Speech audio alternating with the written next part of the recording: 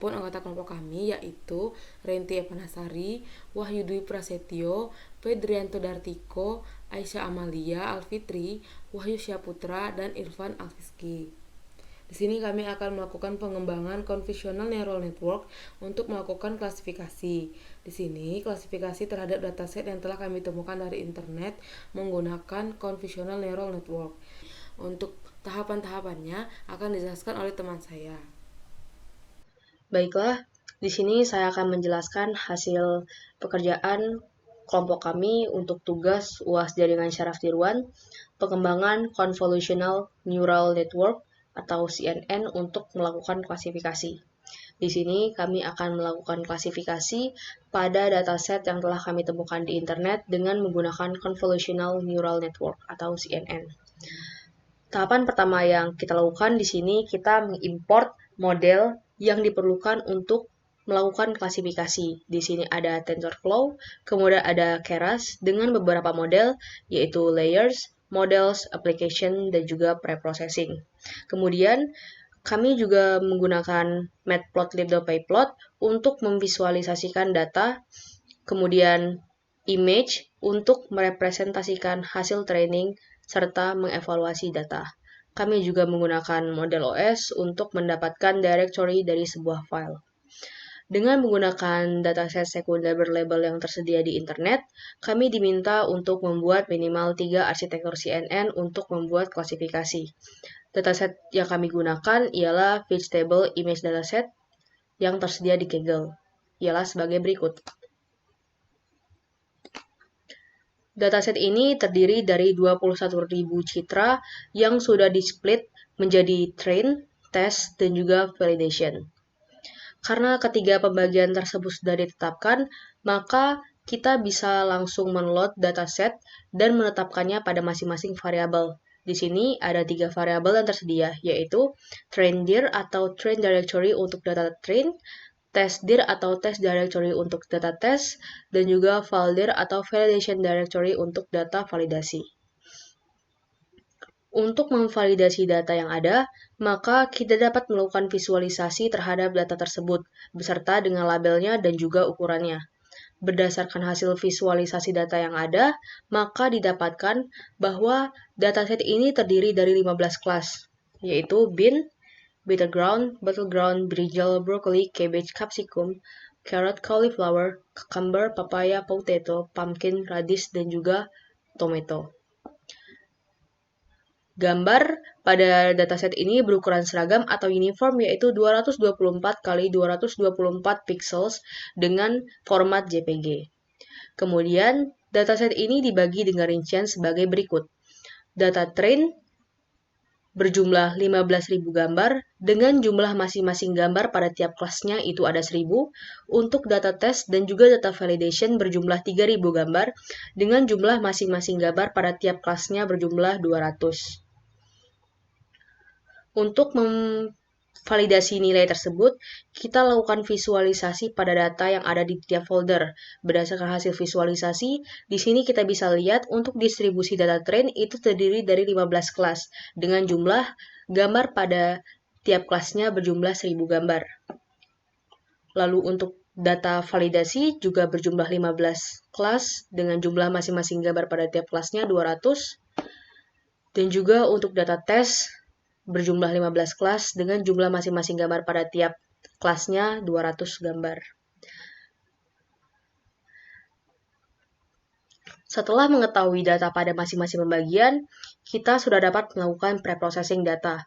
Di sini, kita menggunakan image data generator, yang mana berfungsi untuk memvisualisasikan data agar datanya nanti siap untuk di-train. Selain itu, kita juga menggunakan objek datagen yang berfungsi untuk memproses data sebelum di-load. Di sini kami juga menggunakan fungsi flow from directory yang mana akan membuat data terlabelkan berdasarkan di mana nama folder dan di mana ia tersimpan.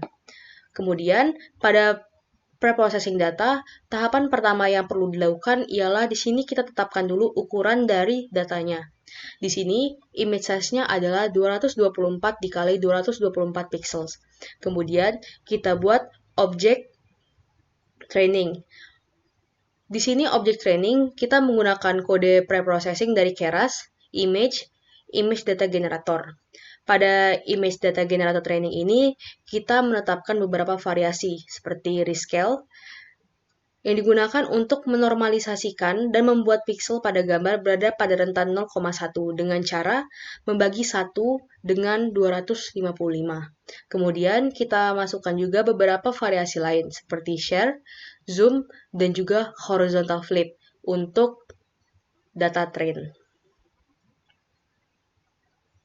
Untuk data validasi dan data testing, object validation, data gen yang digunakan itu hanya satu, yaitu image data generator yang menormalisasikan data tersebut ke rentang 0 sampai 1 dengan menggunakan kode rescale, sama seperti yang pada data train data gen tadi. Setelah kode objek image data generator dibuat, kita membuat objek generator untuk masing-masing bagian, yaitu train generator, file generator, dan juga test generator. Pada train generator, itu kita panggil fungsi flow from directory dengan direktorinya traindir, kemudian kita tetapkan batch size-nya 64. Di sini, semakin besar ukuran batch size, maka semakin besar pula memori RAM yang diperlukan. Karena keterbatasan RAM di Kaggle, maka ukurannya di sini kami batasi menjadi 64. Kemudian, class mode-nya categorical karena jumlah kelas yang ada itu lebih dari 1. Kita lakukan hal yang sama pada file generator dan juga test generator. Tetapi, di sini objek image data generatornya berbeda. Di sini kita menggunakan file data gen, yang mana berbeda dengan train data gen tadi. File data gen di sini itu hanya menormalisasikan ke rentang 0 sampai 1, karena kita tidak ingin data validasi dan testing bervariasi, karena data validasi dan testing itu seharusnya merepresentasikan data sebenarnya di dunia nyata, serta kita ingin menghindari overfitting pada validation data test. Dari hasil pembuatan objek tadi, kita temukan bahwa ditemukan 15.000 gambar yang termasuk ke dalam 15 kelas untuk data train, kemudian 3.000 gambar yang termasuk pada 15 kelas untuk data validasi, dan juga 3.000 gambar untuk yang termasuk ke dalam 15 kelas untuk data test. Selanjutnya, kita mulai akan mengembangkan model CNN. Dalam mengembangkan model CNN, kita perlu berpatokan pada building block CNN. Ada 3 tipe lapisan pada CNN. Yang pertama, lapisan konvolusi atau convolutional layers, lalu lapisan pooling atau pooling layers, dan lapisan logika atau fully connected layers. Di sini, kami menggunakan 3 model CNN dengan arsitektur yang beragam, sebagai berikut. Untuk model yang pertama, model pertama ini terdiri atas 2 pasang CNN.maxPooling dengan rincian di layer konvolusional pertama, kita gunakan nilai filter 32 dan kernel size 3x3 dan activation ReLU dengan 3 celah warna, misalnya RGB. Selanjutnya, pada layers maxPooling memiliki ukuran full size 2x2. Lalu, pada layers konvolusional kedua memiliki nilai filter 64 dan kernel size 3x3 dan activation ReLU. Lalu, pada layers maxPooling kedua memiliki ukuran full size 2x2. Dan untuk layers konvolusional ketiga memiliki nilai filter 64 dan kernel size 3x3 dan activation ReLU. Setelah pasangan konvolusi dibuat, kita buat susunan fully connected layer yang dimulai dari flatten, dilanjutkan dengan layer dense, dengan ukuran unit 64 dan activation ReLU. Terakhir, kita definisikan layer output di mana jumlah unitnya harus sama dengan jumlah kelas dari dataset yang kita buat. Karena kita memiliki 15 kelas pada datasetnya, maka ukuran unit pada dense terakhir ini adalah 15. Selain itu, activation yang digunakan untuk dataset dengan jumlah multi-class adalah softmax. Setelah model kita definisikan, kita dapat melihat bagaimana struktur model kita dengan menggunakan model .summary.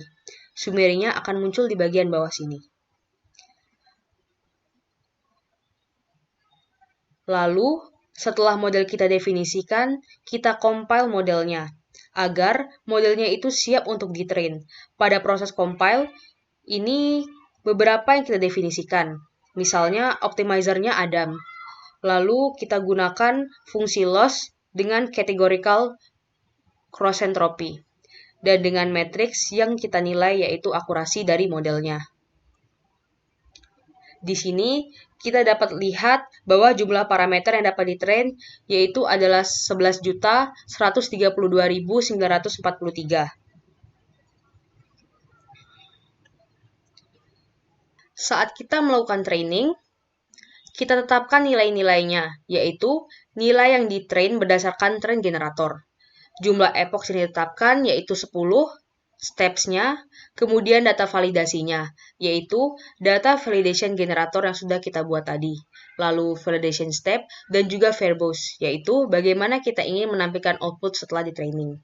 Dari proses training ini, didapatkan akurasi terakhirnya, yaitu 0,7557, dan juga validation accuracy-nya, yaitu 0,7630. Setelah training dapat dilakukan, kita dapat mengevaluasi model tersebut dengan cara kita plot hasil training atau rewind training ke dalam grafik menggunakan matplotlib. Kita dapatkan grafik untuk akurasi dan juga loss. Kita juga dapat mengetahui nilai evaluasinya dengan menggunakan model.evaluate untuk validation generator dan juga test generator. Dari hasil validasi tersebut, kita dapatkan file akurasi serta tes akurasinya, yaitu 0,76 untuk validation akurasi dan juga 0,75 untuk tes akurasi. Sekian dari saya, selanjutnya akan diteruskan oleh teman saya. Pada model kedua ini, model memiliki 3 pasangan lapisan layers konvensional 2D dan max pooling 2D yang dilanjutkan dengan layers flatten, kemudian layers dense dropout, dan layers dense output.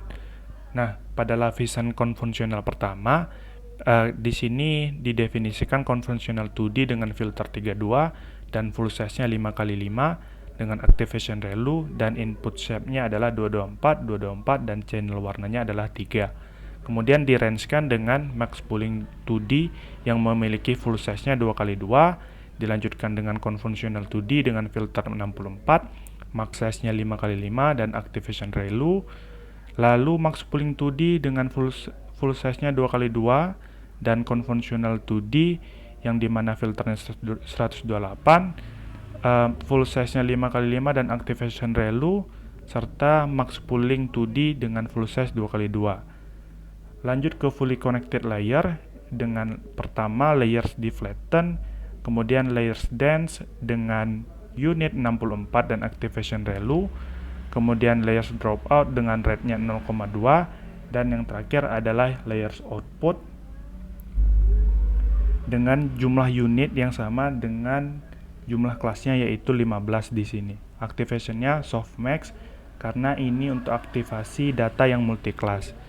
Kemudian setelah model didefinisikan, kita bisa mengcompile model dengan optimizer Adam, kemudian loss categorical cross entropy dan matriksnya adalah akurasi.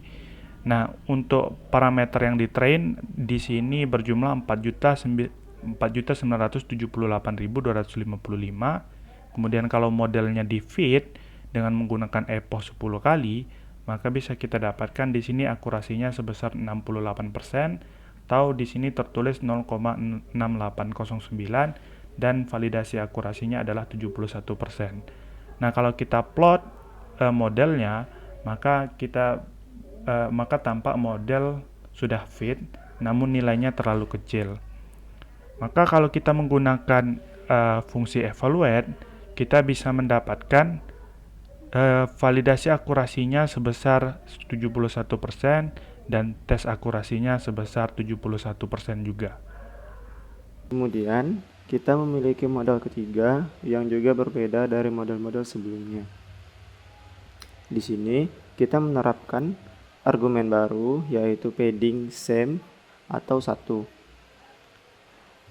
Pada model ini, Layer pertama konvolusi dengan filter 32, ukuran kernel 3x3 dengan padding same, activation ReLU, dan input shape 224 dengan channel warna 3. Dilanjutkan dengan layer max pooling dengan ukuran 2x2, layer konvolusi dengan jumlah filter 196 dengan kernel size 3x3, padding same, dan aktivasi ReLU. Dilanjutkan lagi dengan layer max pooling dengan full size-nya 2x2, dan setelah pasangan konvolusi sejumlah 2 tadi kita akhiri dengan layer dropout dengan range 0,2. Selanjutnya kita lanjut ke struktur fully connected. Diawali dengan flatten, dilanjutkan dengan dense layer dengan jumlah unit 1024, aktivasi ReLU, dilanjutkan dengan layer dropout dengan range 0,3, serta diakhiri dengan loadput layer, yaitu layer dense dengan jumlah unit 15 dengan aktivasi softmatte sebagai aktivasi untuk label multiclass. Kita compile model tersebut dan didapatkan bahwa jumlah trainable parameternya lebih banyak lagi, yaitu 629 juta. Dari hasil pelatihan dari 10 epoch, kita mendapatkan akurasi yaitu 0,88 dan validasi sebesar 0,91. Saat kita plot grafiknya, grafik menunjukkan hal yang bagus. Serta melalui model .evaluate, kita mendapatkan nilai evaluasi akurasi sebesar 0,916 dan tes akurasi sebesar 0,915. Baik, itulah tadi penjelasan tahapan-tahapan yang telah kami jelaskan. Dari tahapan-tahapan tersebut dapat ditarik kesimpulan bahwa adapun model yang memiliki performa terbaik adalah model 3 dengan nilai akurasi 0,917 untuk training dan 0,915 untuk testing. Nah, arsitektur dari model lain yaitu ada convolutional structure di mana terdapat input shape dengan ukuran 224x224 dan sinyal warna 3. Kemudian ada convolutional layers dengan filter 32 dan kernel size-nya 3,3, padding-nya same dengan aktivasi ReLU. Kemudian ada max pooling 2D dengan full size 2x2. Terdapat lagi convolutional layers dengan filter 32, padding-nya same dan aktivasi ReLU. Kemudian terdapat max pooling 2D dengan full size 2,2. Kemudian ada dropout dengan 0,2. Kemudian untuk fully connected layer-nya diawali dengan flatten, kemudian dense 1024 ReLU, kemudian dropout dengan rate-nya 0,3 dan dense-nya 15, yang berarti terdapat 15 unit yang sesuai dengan jumlah kelas yang dimiliki pada percobaan ini.